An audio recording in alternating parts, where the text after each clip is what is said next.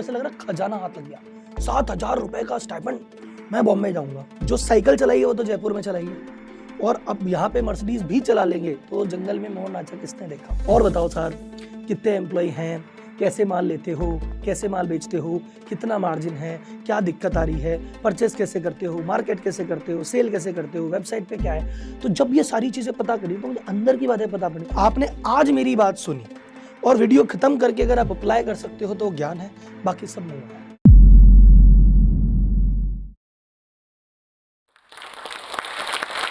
मैं 9 साल का था जब मेरे पिताजी एक्सपायर हो गए थे। फाइनेंशियल स्थिति कुछ ऐसी थी, न पढ़ाई के पैसे थे, न कोचिंग के, न किताबों के। और हर चीज़ के लिए जो बचपन में शौक होते हैं, आदमी ये करना चाहता है, वो करना चाहता है, बचपन में बहुत सारी चीज़ें हैं, कुछ नहीं कर पाए। लेकिन cut to life right now, the condition ऐसी है कि 2 लाख से ज़्यादा बिज़नेसमैन को ट्रेन कर चुके हैं। 500 से ज़्यादा बिज़नेसमैन की पर्सनल हैंड होल्डिंग करते हैं। उनमें से 100 से ज़्यादा लोग ऐसे हैं जिनका टर्नओवर 0 से स्टार्ट करवा के 100 करोड़ से ऊपर हम अभी तक ले जा चुके हैं, और अगले 5 साल में 50 आईपीओ लाने वाले हैं। अब एक सवाल आता है कि इतनी टफ कंडीशन थी और अब इतना सक्सेसफुल फ्यूचर है, तो आखिर बीच में ऐसा क्या हुआ? तो ये कहानी पूरी उसके ऊपर है। और क्योंकि मैं बिज़नेस कोच हूँ, तो और बहुत सारे यूथ मुझे जोश टॉक में इस माध्यम से सुन रहे हैं, तो मैं जाते टाइम ये ज़रूर बता के जाऊँगा, किसको बिज़नेस करना चाहिए, कब बिज़नेस करना चाहिए और बिज़नेस में किस चीज़ का ध्यान रखना चाहिए। तो शुरुआत करते हैं मेरी कहानी से। आई होप आपको इंस्पायर कर पाएगी, कुछ करने के लिए प्रेरित कर पाएगी। कहानी शुरू होती है 89 से। 89 में मेरा बर्थ हुआ। मेरे पिताजी डॉक्टर थे और लंदन से करके आए थे। काफ़ी फाइनेंशियली अच्छी फैमिली थी, उसमें कोई इश्यू नहीं था। लेकिन ये सब अच्छा चला बचपन में 9 साल की उम्र तक। 9 साल की उम्र तक आप मेरी लाइफ देख सकते हैं कि एक तरह के राजकुमार जैसी लाइफ थी, क्योंकि मेरे पिताजी का सोशल सर्विस एंगल थोड़ा ज़्यादा था और वो ऐसे गाँव में वर्क करते थे जहाँ पे 5 गाँव में आस-पास कोई डॉक्टर नहीं था। तो इकलौता डॉक्टर और उनका इकलौता बेटा। तो आप समझ सकते हैं किस तरह से था, और उस गाँव में बहुत अच्छी लाइफ हम जी रहे थे। लेकिन 9 साल की उम्र में मेरे पिताजी एक्सपायर हुए और कुछ पैटर्नल कंडीशन, दादाजी पिताजी की तरफ कुछ ऐसी कंडीशन रही कि मैं 9 साल के बाद वहाँ नहीं रह पाया और मुझे आना पड़ा मेरे ननिहाल जयपुर। सो 98 में मैं जब जयपुर आया मेरे ननिहाल, तो कंडीशन कुछ ऐसी थी, 5 कमरों का एक घर था और 22 जनों की फैमिली थी, जॉइंट फैमिली थी, और बहुत ज़्यादा पैसे वाले नहीं थे और बिज़नेस फैमिली से कोई नहीं था और सब छोटी-मोटी जॉब करते थे। मेरे नाना जी की चाय की एक दुकान थी, पूजा सेवा करते थे मंदिर में। तो मेरे मामा वगैरह ने बचपन में कप प्लेट वगैरह भी धोए थे। तो ऐसा सीन था कि अच्छा ये आ गया, कोई बात नहीं, अब आ गया है, ये भी कप प्लेट धोने में लग जाएगा। पर मम्मी ने कहा नहीं यार, डॉक्टर का बेटा है और बच्चा इंटेलिजेंट है, कुछ करना चाहता है, तो इसको हम करने का कुछ मौका देंगे। तो उनका ठीक है चलो कोई बात नहीं, थोड़ा और पढ़ा लो, अभी तो बच्चा है 9 साल का है, 12-13 साल तक पढ़ा लो फिर लगा लेंगे। तो फिर मैं एक 5th क्लास में एक स्कूल में पढ़ा, इंग्लिश मीडियम स्कूल था। ज़िंदगी में पहली बार इंग्लिश की तरफ गया, क्योंकि चौथी क्लास तक मैं हिंदी मीडियम स्कूल में था, वो भी प्योर हिंदी मीडियम। मतलब गुड मॉर्निंग सर वाले नहीं, आचार्य जी प्रणाम वाले स्कूल में मैं था। तो फिर इंग्लिश टफ थी, मतलब मेरे लिए तो राहुल को आर को ए से और ए को एच से मिलाना मुश्किल था। धीरे-धीरे सीखा और 5th क्लास में वो स्कूल टॉप किया। लेकिन पैसे, उस स्कूल की फीस थी 200-300 रुपए, वो भी देना बहुत बड़ी बात थी। तो दूसरे स्कूल में गया जहाँ फीस माफ हो सके, वैसे स्कूल में हम गए। 6th, 7th, 8th वहाँ किया, वहाँ उसको टॉप किया। 8th क्लास हुई, अब घर वालों ने कहा अब तो उसको जॉब पे लगा देते हैं। 6th क्लास में मैंने टाइपिंग सीखी थी कि यार ये इसको कोर्ट के बाहर कहीं पेज टाइप करेगा, 5 रुपए एक पेज, 10 रुपए पेज के इसको मिल जाएंगे, कहीं 4-5 हज़ार में किसी का असिस्टेंट बना देंगे, ये मेंटेलिटी थी। तो 9th में कोई पढ़ाना नहीं चाहता था, लेकिन मैं अकेला खुद की साइकिल लेके अलग-अलग स्कूलों में गया। मैंने कहा भैया यार मुझे पढ़ना है, मुझे पढ़ना है। लोगों ने कहा यार 9th क्लास का एक बच्चा है, साइकिल से आ रहा है और आके कहता है कि भाई साहब मेरे को पढ़ना है, मेरे को स्कॉलरशिप दे दो, मेरे पास पैसे नहीं है। तो फिर किसी ने एक ने कहा कि देखो अगर हमारे स्कूल टॉप करोगे तो हम आपको फीस देंगे। मैंने कहा सर एक काम करो, आप मेरा नाम लिख दो स्कूल में, अगर मैं फेल हो जाऊं तो मुझे आप हटा देना और नहीं तो भाई साहब मेरे को आप रख ही लेना। तो 9th क्लास में मैंने मेरी क्लास और सेक्शन और स्कूल टॉप किया। तो 10th, 11th, 12th तक मेरे को फ्री में पढ़ने को मिला। 11th क्लास में जब मैंने कॉमर्स लिया, सब जने कहते हैं इतना इंटेलिजेंट बच्चा है, इंटेलिजेंट बच्चों का क्या होता है, साइंस ही लेता है। लेकिन भैया साइंस, मैंने कहा नहीं साइंस लेंगे, तो किसी ने कहा भाई घर वालों के कपड़े बिक जाएंगे भाई तेरे पास पैसे नहीं है कोचिंग के, किताबों के, डॉक्टर इंजीनियर कहाँ बन पाएगा, कॉमर्स ले ले, उसमें क्या है, हाँ पार्ट टाइम अर्निंग जल्दी चालू हो जाती है और बहुत ज़्यादा पैसा भी नहीं लगता। तो मैंने इसलिए कॉमर्स किया। मैंने कहा कुछ करना चालू कर देंगे, कमाई चालू हो जाएगी, अकाउंटिंग सीख लेंगे, कहीं अकाउंटिंग कर लेंगे। 12th क्लास के बाद मेरे पास ऑप्शन था कि भाई क्या करें, तो किसी ने कहा एमबीए भी कर सकते हैं, सीए भी कर सकते हैं, बट अगर बीबीए या एमबीए तरफ जाएंगे फिर वही पैसा। सीए बोले सस्ता है, बहुत टफ है लेकिन सस्ता है। मगर टफ से डर नहीं लगता साहेब, पैसे से लगता है। तो टफ वाली चीज हम कर लेंगे। तो सी में मैंने पहला एग्जाम दिया, तो मेरा फर्स्ट एग्जाम था सीपीटी का, जब हुआ था पहला एग्जाम था, and I got all India 32nd rank. और that too without coaching and all. उसके बाद फिर मैं नेक्स्ट लेवल पे गया तो उस समय सीए की ट्रेनिंग के दौरान स्टाइपेंड मिलता है 1000 रुपए का। उस समय 1000 रुपए मिलता था, अभी कितना मिलता है मुझे पता नहीं। और 1000 भी कोई देता था, कोई नहीं देता। तो 1000 बहुत टफ है, मतलब ऑफिस आने जाने में लग जाता है। तो किसी ने कहा यार बॉम्बे में अगर जाओगे ना 7-8 हजार रुपए स्टाइपेंड मिलता है। उस समय मेरे को ऐसा लग रहा खजाना हाथ लग गया, 7,000 रुपए का स्टाइपेंड, मैं बॉम्बे जाऊंगा। तो घर को झूठ बोल के कि भैया मैं तो जा रहा हूँ बॉम्बे, और झूठ बोल के बैग पैक करके 3000 रुपए लेके बॉम्बे चला गया। घर वालों को बोला कि वहाँ पे हॉस्टल मिल गया है, वहाँ पे जॉब मिल गई है, एक भैया है उनके यहाँ रह लेंगे। घर वालों ने कहा ठीक है, कोई साथ लगा नहीं कि चलो हम तेरे साथ चलेंगे, बॉम्बे देख के आएंगे। किसी के पास टाइम नहीं है, ना कोई वैल्यू है कि भाई हम चले। तो हम गए अकेले, बॉम्बे गए, वहाँ पे सारी चीजें देखी और बहुत स्ट्रगल, 2 दिन इसके घर, 3 दिन इसके घर, 5 दिन उसके घर, यहाँ इंटरव्यू दे रहे हैं, वहाँ इंटरव्यू दे रहे हैं। फाइनली 20-21 दिन के बाद तो मुझे हॉस्टल मिला था। 28 दिन के आसपास मेरे एक जॉब का सिलेक्शन हुआ था, महाजन एंड आइब्रा एक कंपनी में मैं लगा। वहाँ पे मुझे पहली बार पता चला, वो एक मैनेजमेंट कंसल्टिंग फर्म थी। वहाँ वेट का काम नहीं होता, ऑडिट नहीं होती, वहाँ पे simple risk consultancy, risk audit, SOP बनाना, मैनेजमेंट कंसल्टिंग। और मैंने पहली बार देखा कि यार इस तरह के भी बिजनेस में काम होते हैं, और इतने बड़े बड़े। मैं पहली बार जीवन में जब रेमंड्स के प्लांट में गया, थाने वाले में, तो जितना बड़ा वो प्लांट था उतना बड़ा तो मेरा मोहल्ला नहीं था जहाँ पे मैं रहता था। मैंने कहा इतने बड़े बिजनेस भी होते हैं, इतनी बड़ी फैक्ट्री भी होती है, इतने लोग एक साथ काम भी करते हैं। तो माइंडसेट एकदम से वहां से शिफ्ट हुआ।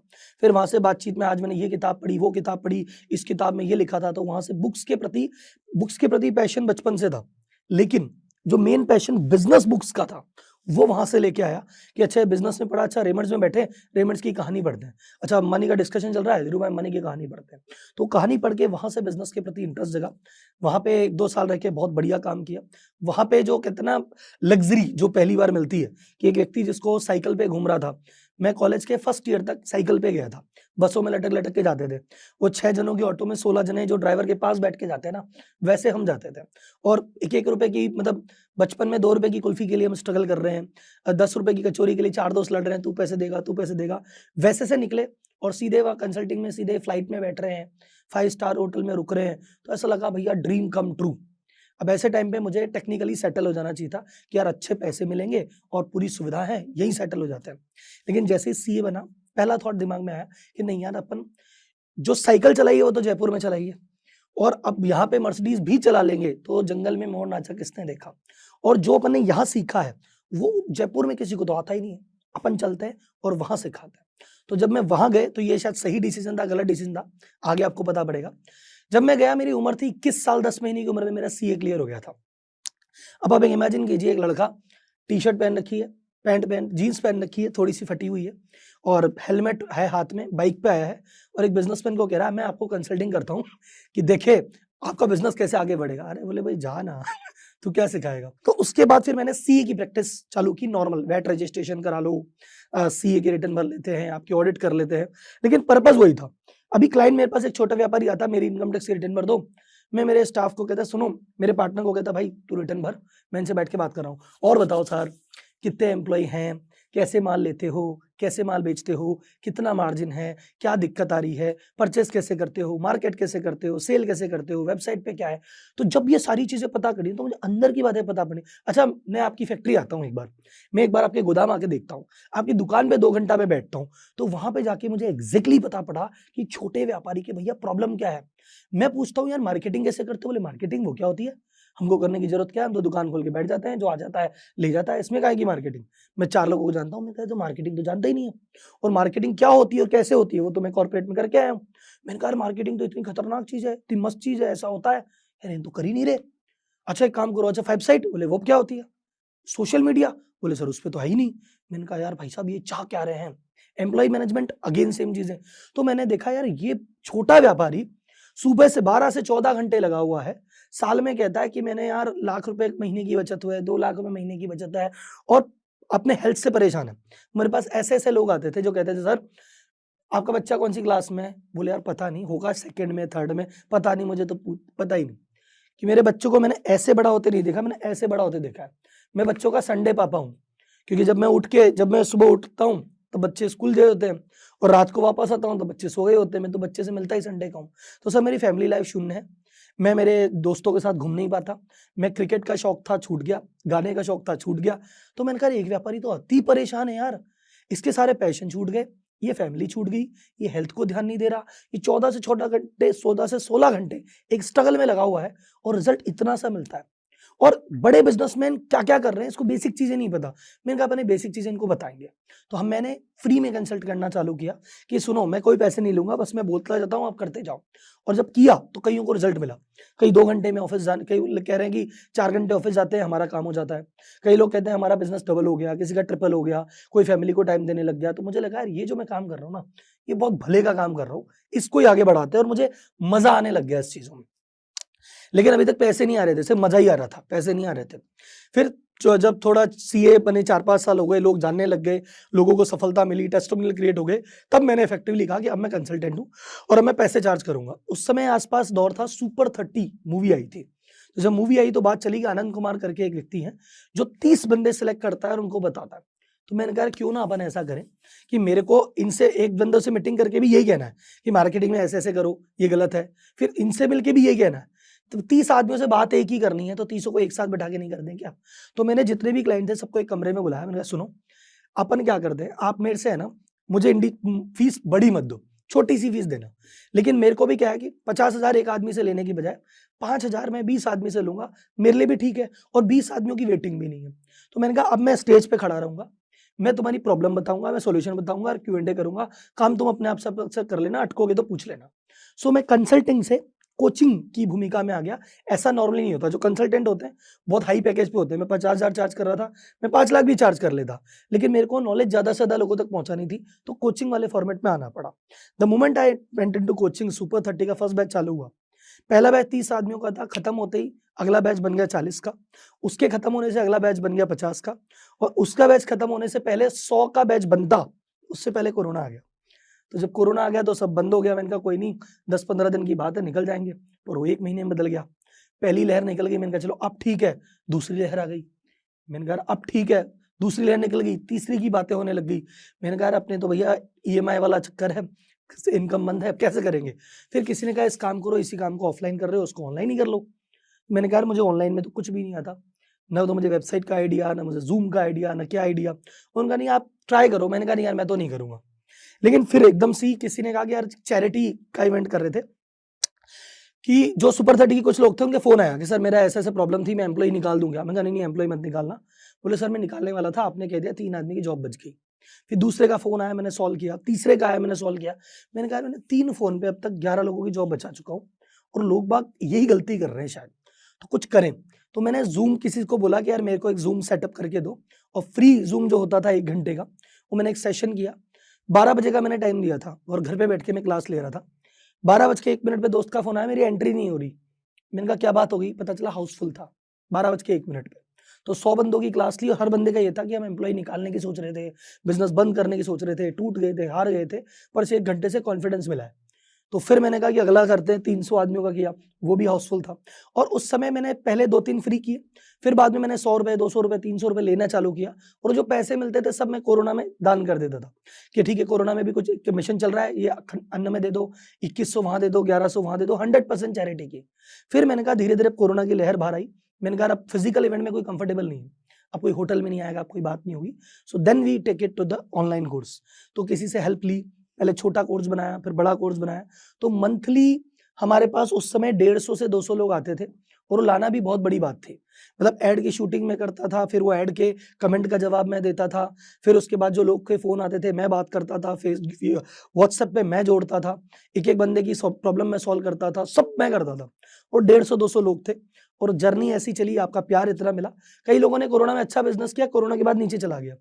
मैं कोरोना के बाद चालू हुआ था और वो 150 आदमी जो पर मंथ थे, वो आज की डेट में 11,000 आदमी। जो व्यक्ति ₹2 के लिए परेशान था, 10-20 हज़ार ड्रीम जॉब थी, आज मेरे पास 80 से ज़्यादा आदमियों का स्टाफ है और वो हमने रोक रखा है अगले 3 साल में 200 से 250 आदमियों का स्टाफ हो जाएगा। हमारे पास टोटल मतलब जितनी मेरी ड्रीम इनकम थी ना कि काश इतने पैसे आ जाएँ तो मैं हो जाऊँ, उतना शायद हम रेंट दे देते होंगे आज की डेट में। That is the condition. और स्टॉक मार्केट में अगर मैं बात करता हूँ हमारी कंपनी की वैल्यूएशन की, मैं टर्नओवर प्रॉफिट डिस्कस करने ब्रैग नहीं करना चाहता, मगर आज की डेट में हम लिस्ट होते हैं तो it is a multi crore company. कई लोग मुझसे पूछते हैं सर आपका यूट्यूब चैनल है बहुत तेज़ी से ग्रो कर रहा है, आपके 3 मिलियन, 3.5 मिलियन हमारे देखते-देखते हो गए। मैं कहता हूँ सर मेरे फेसबुक जाके देखो वहाँ 4 मिलियन है, इंस्टाग्राम जाके देखो वहाँ 700 के हैं। और इकलौता कारण है कि जो भी मैं नॉलेज देता हूँ सरल होती है, और मेरा नॉलेज को लेके 2 ही कॉन्सेप्ट है। पहला, ज्ञान वो होना चाहिए जो सरल हो। आपने आज मेरी बात सुनी और वीडियो खत्म करके अगर आप अप्लाई कर सकते हो तो ज्ञान है, बाकी सब मुँह माया है। और दूसरी चीज, ज्ञान अफोर्डेबल होना चाहिए। और मैं जीवन में हर चीज कहता हूँ कि मुझे अगर किसी भी चीज से मैं सफल हूं, सफलता है, ग्रोथ है, जो भी है, तो मैं कहता हूँ ये सब नॉलेज के पीछे। ये चाणक्य ने भी कहा है कि भैया एवरीथिंग इज नॉलेज। आपके पास किसी भी आदमी के पास कितना भी पैसा हो, या कोई कितना भी सुंदर हो, या राजा हो, या धनवान हो, ज्ञानी व्यक्ति के सामने सब झुक जाते हैं।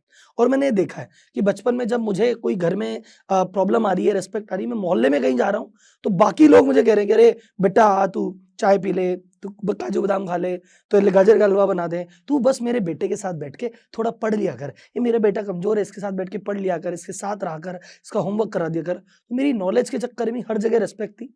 स्कूल में भी मैं मस्ती करता था तो टीचर डांटते कम थे। मैं हर चीज में मुझे प्रायोरिटी मिलती थी। तो वो सब चीज क्या थी? एक ही चीज, नॉलेज, नॉलेज एंड नॉलेज। अब बिजनेस किसको करना चाहिए?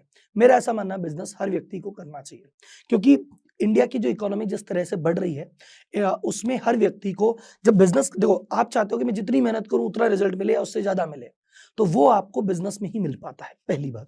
आप बोला कि कई मैंने कहते हैं हम करना ही नहीं चाहते, हम तो जॉब करना ही पसंद करते हैं। आपका अगर अंदर से इच्छा है कि मैं तो जॉब ही करूंगा, तो जॉब के अंदर यू बिकम इंट्राप्रेन्योर। इंट्राप्रेन्योर का मतलब आप जॉब में ऐसे काम करो कि ये कंपनी चाहे मैंने स्टार्ट नहीं की, चाहे इस कंपनी में नाम मेरा नहीं है, पर इस कंपनी में ये डिपार्टमेंट मेरा है, ये जो सिस्टम मेरे अंडर है, जितने लोग मेरे अंडर है, या जो इस कंपनी ने ओवरऑल टारगेट का जो मुझे जिम्मा दिया है, ये मेरा है।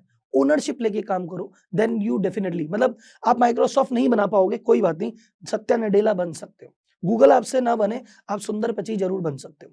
दूसरी बात, सर बिजनेस करे तो कौन सी इंडस्ट्री में करे? मैं आपको यहाँ से जो भी इंडस्ट्री बताऊं, मैं गलत बताऊंगा, और जो भी कोई भी आपको बताएगा वो सब गलत बताएंगे। सुनना, इंडस्ट्री वो सही होती है जिसमें आपका इंटरेस्ट हो और जिसके आप एक्सपर्ट हो। सपोज मैं कहता हूं आज की डेट में बहुत ग्रोथ है एआई इंडस्ट्री में, आपका एआई में ग्रो इंटरेस्ट ही नहीं है, आप तो आर्टिस्टिक आदमी हो, आप तो कुछ क्रिएटिव करना चाहते हो, आप तो स्पोर्ट्स में कुछ करना चाहते हो, तो करना, स्पोर्ट्स में चाहते हो मैं एआई में भेज दूं, तो आप फेल हो जाओगे, आपका पोटेंशियल वेस्ट हो जाएगा। आपको स्पोर्ट्स समझ में आता है, आप उसमें काम करो। जो चीज आपको काम आती है, अगर ये चीज मेरे को अच्छी लगती है, उसमें काम करो। एक सवाल, सर पता कैसे पड़ेगा? बहुत आसान है। 20 साल की उम्र में खुद पे प्रेशर मत डालो। 17, 18, 19, 20 साल में, और हम क्या करें, हमारी जिंदगी खत्म हो गई। भाई साहब तुम्हारी जिंदगी चालू हुई है। 20s are for learning, 30s are for doing, and 40s are for building. 20 साल से 30 साल तक तुम पे कोई प्रेशर नहीं है, कोई बड़ी जिम्मेदारी नहीं है, तुम बस सीखो। 20 का फोकस क्या है कि तुमने ये इंडस्ट्री में मन गया, इस पे काम किया, 6 महीने में या तो ज्यादा मन करेगा या बोलोगे बेकार है, छोड़। दूसरी, 20 साल से 22-23 साल तक 3-4 साल तो अलग अलग जगह 5-6 अलग अलग इंडस्ट्री को टैप कर लो, जहां तुमको हल्का सा भी मन करे जाके देख लो। या तो इंटरेस्ट बढ़ जाएगा, या कम होगा तो छोड़ देना, बढ़ेगा तो उसमें आगे बढ़ जाना। तो 2-3 साल काम करके तुम्हें पता पड़ जाएगा कि अच्छा ये इंडस्ट्री समझ में आती है। फिर उस इंडस्ट्री के अंदर घुस के 3-4 कंपनियों में काम करोगे, तुम्हें पता पड़ जाएगा ये वाली कंपनी सही काम करती है, ऐसा काम करती है, और फिर तुम्हें अपने काम का आइडिया लग जाएगा। तुम अगर 28-30 तक भी क्लियर हो गए ना कि मुझे ये इंडस्ट्री में ये वाला काम समझ में आता है, और तब तक तुम्हारे कनेक्शन बन चुके होंगे, तुम्हारा पास थोड़ा सा पैसा इकट्ठा हो गया होगा, तुमको दुनियादारी समझ में आ गई होगी, अच्छा बुरा। उसके बाद 30s है बिल्ड करने के लिए। 30 से 40 का ऐसा दौर है जब अपनी जो सर्वाइवल वाला काम है, वो दाल रोटी वाली व्यवस्था, वो करो, घर परिवार को सेटल करो। 40s के बाद से आपके ना एम्पायर जो बिल्ड होते हैं, तो जिस भी बड़े आदमी का आप इंटरव्यू लेते हो कि यार ये, तो वो 40s के बाद से चीजें बढ़नी चालू होती है कि यार बिलियनर भी है, तो उसका बिलियनर का जो गेम बना है ना, वो 30-35 के बाद से बना है। 30-35 ठीक ठाक सर्वाइवल में जाती है, तो खुद पे बहुत ज्यादा प्रेशर मत डालो। आज की कहानी के बाद ये रोना तो रोना मत कि पैसे नहीं थे, पैसे तो अपने पास भी नहीं थे। जब पैशन है आपके पास तो चीजों के रिजल्ट निकल जाते हैं। आप लगे, the only game, name of the game is consistency. अगर आप लगे रहोगे कि यार मुझे ये चीज चाहिए, तो 6 महीने में नहीं आएगी, वो 1 साल में आएगी, 1 साल में नहीं 2 साल में आएगी, आ जाएगी। कई लोग हैं कि यूट्यूबर बनना है, 10 वीडियो बनाई, अब चल रही नहीं, अब 11वीं नहीं बना रहा। भाई साहब यूट्यूब पे लग रहे हो, 100 वीडियो तक देखो ही मत। बिजनेस करने में उतरे हो, 1000 दिन तक देखो ही मत, लगे रहो। रोज डिफिकल्टी आएगी, रोज सॉल्व करो, दूसरी पकड़ो, सॉल्व करो, आगे बढ़ते रहो। ये स्ट्रगल है। देखो तुमने अगर प्रकृति से, गॉड से, यूनिवर्स से बड़ी चीज मांगी है ना, तो पहले बड़े बड़े स्ट्रगल देके तुमको टेस्ट करेगी। टेस्ट में पास हो गए तो आगे बढ़ जाओगे। तुम भगवान से बड़ी चीज मत मांगो, बोलो मैं 20,000 की सैलरी चाहिए, तो 20,000 की सैलरी आराम से मिल जाएगी। उसमें कोई स्ट्रगल नहीं, कोई माथाफोड़ी नहीं, कहीं भी कोई भी दे देगा। 12-15 हज़ार रुपए लगोगे, 2-5 साल में 20 पे पहुंच जाओगे। इतनी सी चीज मांगोगे, इतने से स्ट्रगल आएंगे। चीज बड़ी मांगोगे, बड़े स्ट्रगल आएंगे, स्ट्रगल झेलने पड़ेंगे। उसके लिए क्या चीज होती है? सबसे पहला पॉजिटिव थॉट, अफर्मेशन से आएंगे, विजुअलाइजेशन से आएंगे, एक्सपोजर से आएंगे। अपना एक्सपोजर बढ़ाओ। भैया तुम बैठ के देखते हो टीवी, कि टीवी पे देखे साउथ की मूवी आई है, उसने पैर रखा 25 गाड़ियां उड़ गई, क्या होगा उससे? उसकी जगह भैया जोश टॉक का एक एपिसोड देखो, तुम्हें पता लगे अरे यार क्या चीज मिली है, अरे हम जैसे लोगों ने किया है, मोटिवेशन आपको मिलती है। आप जा रहे हो बार में पार्टी करने, उसकी जगह किसी सेमिनार में जाओ, एग्जीबिशन में जाओ, चीजों को देखो क्या है। आपकी जो किस्मत है ना, वो आपके हाथ है। आप क्या देखते हो, आप क्या खाते हो, किन लोगों के साथ बैठते हो, कैसे टाइम बिताते हो, इन ये सब सही है तो आपकी ग्रोथ पक्की है। और आप कह रहे हो मुझे अगर मेरे दोस्त नहीं है, सर्किल नहीं है, किताबों को दोस्त बना लो, यूट्यूब चैनल को दोस्त बना लो, जोश टॉक को दोस्त बना लो, अपने आप सब काम हो जाएगा। इस वीडियो के बारे में अपनी राय नीचे कमेंट सेक्शन में हमें बताएं और अपने दोस्तों के साथ ये वीडियो शेयर करना ना भूलें।